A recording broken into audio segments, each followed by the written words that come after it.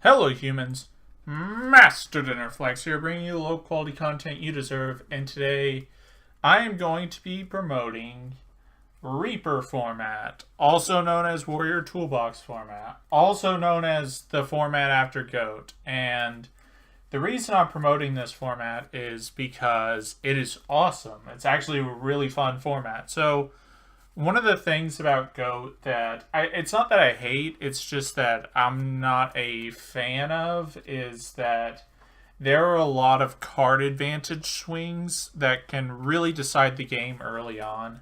A perfect example of is like if your opponent gets to resolve Pot of Greed, Magician of Faith, the game's effectively over.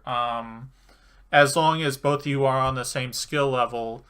But in this format, one of the things is there are very few card advantage swings like that.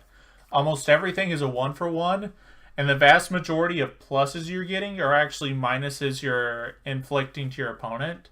Meaning, like, you have to do something to get to that point. Like, you have to direct attack with Spirit Reaper, a Donzalug, or you got to resolve a breaker while they don't have bottomless. Like, there's a whole bunch of things that keep that card in mind, that keep the format in mind of where it's like everything is a one for one.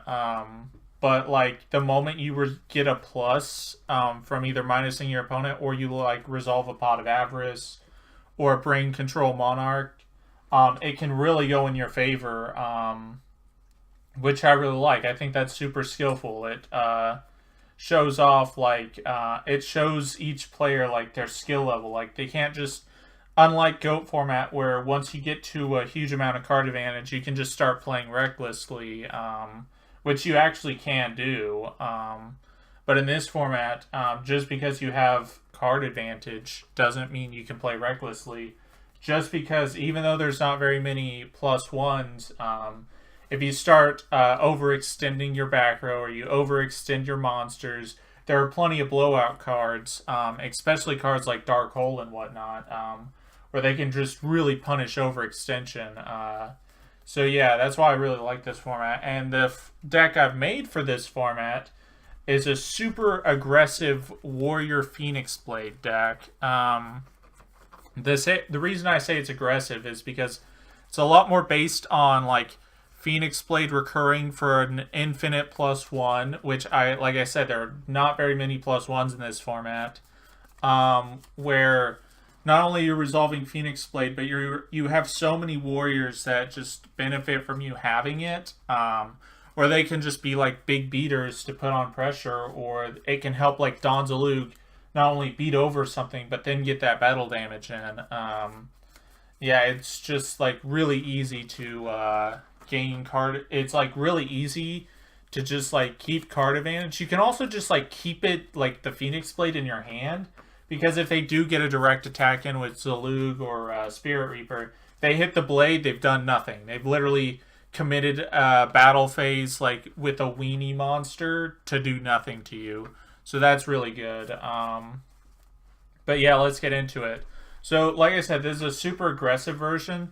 So there's not like Jinzo, which I feel like maybe Jinzo should be in here just because if you're playing against a super trap heavy deck, it can kind of be bad not having Jinzo anywhere. But triple Cyber Dragon just to push for damage. 1 DDM, this is what you mainly use Phoenix Blade for as a resource. You can discard one spell to revive any banished monster that you have. And since all your warriors either banish themselves by their own effect or you banish them with Blade, that's like really good. Now, for the staples, it's funny. I say staples, but like I have like half of all the staples in this deck just because this is a combo deck. And I'm not trying to just like promote all the staples in here. But Morphing Jar, like I said, this format has very little pluses. But Morphing Jar is one of those cards where if you are very behind, it's like one of your Hail Mary kind of cards where this can get you back in the game. Like your opponent has 3 cards in hand, you set this and no cards in hand, you can go for a +5 maneuver while your opponent only gains like 2 cards. It is really powerful. It's one of those one-ofs that really, really is sacky, but it gets to fall into a lot of hate, like Knock, Mystic Swordsman, the Drillroy. Just it can lose to a lot of things, but at the same time, resolving it can really get you back into the game. Sangan, I think that this searches like half my deck, but in general, it's super important. Just because there's so much monster removal in this format with like triple Smashing Ground, Dark Hole, having a floater that just replaces itself always under those cards is really nice. Then Magician of Faith, because it's at 1. One of the very few plussing cards. It's actually not that great in this format because all the spells, like there's none of the Trinities here. So there's no like Pot of Greed, Graceful Charity, Delinquent Duo. So there's no like spell cards that just guarantee a plus. Meaning there's not too many great targets to add back. But it is nice to add back Dark Hole, Heavy Storm, especially Heavy Storm, because once you use Heavy Storm once, it's very easy for your opponent to get under the mentality where they can just set all their traps now. But if you have Faith, it can really punish that mentality, and that's probably the ultimate reason why it is in here.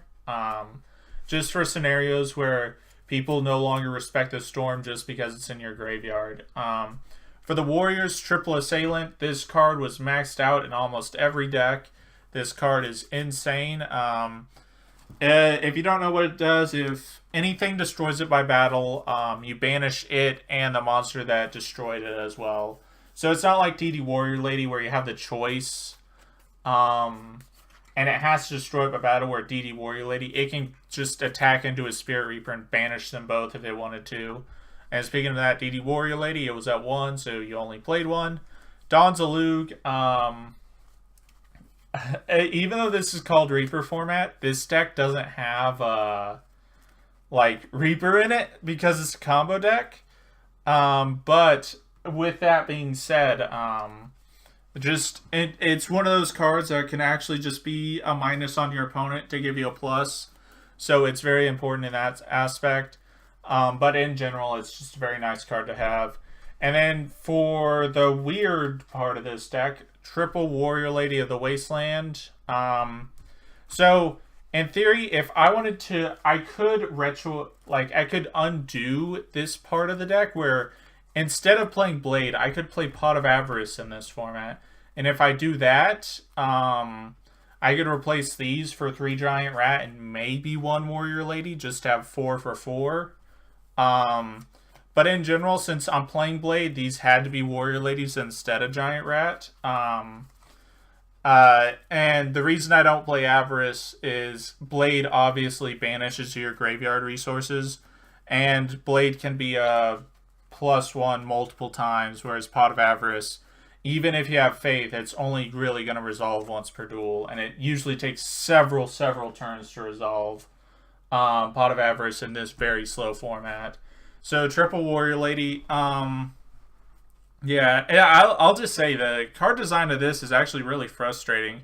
I don't know why they made this a worse Giant Rat. I don't know why this has to say Earth Warrior. If they took out the Earth, this card would be insane for this time period, because it could get Dawn's Alug Warrior Lady and a few other really good warriors. But the reason it says Earth is really dumb, because that just makes it a worse Giant Rat, even by stats. I don't quite get that, but it's whatever. I have to play it regardless because of Phoenix Blade. And then Exiled Force was at 1, but it very powerful, especially with priority.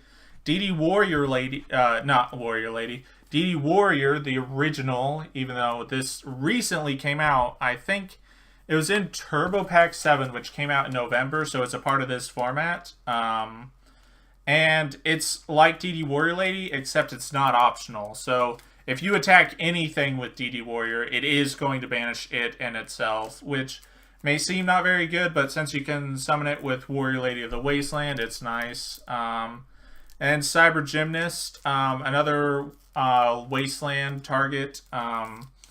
It discards any card to destroy a face-up attack position monster. So if they go Cyber Dragon and any other random monster, they attack into this set, You summon another one, they attacked over the second one. And then you summon Cyber Gymnast. Next turn, you discard anything, especially Blade if you have it. And you blow up one of their Cyber Dragon. You put it to defense. The other thing's not going to get over its defense. You banish the 2 Warrior Ladies to add back Blade, and you're good to go. It's just a very solid maneuver. And it's just very nice removal to have in general, because its defense is so high that it can usually live for quite a few turns. They usually have to have like removal for it. And because it has a high defense, it actually is what I like to call a magnet for Smashing Ground. Because Smashing Ground in this format, Smashing Ground was used to deal with the biggest monsters. However, Smashing Ground doesn't check attack, it checks defense. So if you have like this on field, and then you summon DDM while still having this, you can keep the DDM against Smashing Ground just because its defense is so high, which is actually really nice. So yeah, 1 Cyber Gymnast. And the last Earth Warrior is Mystic Swordsman level 2. It can deal with any set without flipping it up, including cards like Spirit Reaper and whatnot. For the spells, triple Smashing Ground. Super important. Because this deck doesn't have all the staples in it, I feel like just clearing away their monsters is super helpful. The only like real trouble this has is dealing with Tsukiyomi, but I have traps for that. 2 Rhoda, because your deck's filled with warriors. Noble Meta Crossout was at 1, so you played the 1. Book of Moon was at 1, so you played the 1. Dark Hole was at 1, so you played the 1. All these, except Phoenix Blade, were all one-ofs that you had to play in every deck because they were just so powerful, and including Confiscation. We lost all the Trinity, but we got Confiscation back, and this card's really dumb. I can't believe they ever made it. Even though it's the weakest of those 3 hand control spells, it's still really stupid. And then Divine Sword, Phoenix Blade, an infinite resource. You want to use it with DDM, Cyber Gymnast, or just equip to your guys to make them bigger, or to even just leave it in hand so a Spirit Reaper and Dawn's Allude just aren't very effective. And then for the traps, double Sakuretsu. Mirror Force was banned, so you had to play Sakuretsu as much as you could. Even though I'm not maxing out on it, you really did need it. And then double Bottomless, because Ring and Mirror Force were banned, so you needed some way to remove monsters. Plus, Cyber Dragon was a big card back then. Dust Tornado, I'm not playing Breaker in the main, so you have to have the removal. Torrential, it was one of the few cards that punished over extension in this format, so that's very nice. Then Call the Haunted, Monster Revival, yep. And my side deck is just a Smokescreen side into Monarchs with 3 side deck cards for burn, which is kind of funny. But this is a kind of an introduction and a deck profile into Reaper format, just because I actually think it's really fun. It's got a very similar feel to Go, while at the same time, it doesn't have these just like random power cards that can swing the game between players. It's a much more close-ended like decider. You have to think much further ahead with your card resources, and you have to understand that no resource is sacred, just like in GOAT, where just because you keep something in hand doesn't mean you're going to have it, because Spirit Reaper, Confiscation, and Dawn's Allude exist. Back row can get hit by Dust Tornado, MST, Heavy Storm. Monsters have so much removal, so like it's a lot more like you have to really think where you want to keep this card, because if they have a set Spirit Reaper, should you set your Dark Hole? Should you activate it? Like, there's a lot of good, good, I don't know how to put it, but it's like, you have to really think ahead with your resources, and you have to think about what they have in this kind of format, which I really like, where in GOAT format, it's really easy to just have cards in your deck that just kind of ignore all of it, where you can just like open Pot of Greed, Delinquent Duo, and the duel can realistically end that quick, and I just don't like those interactions.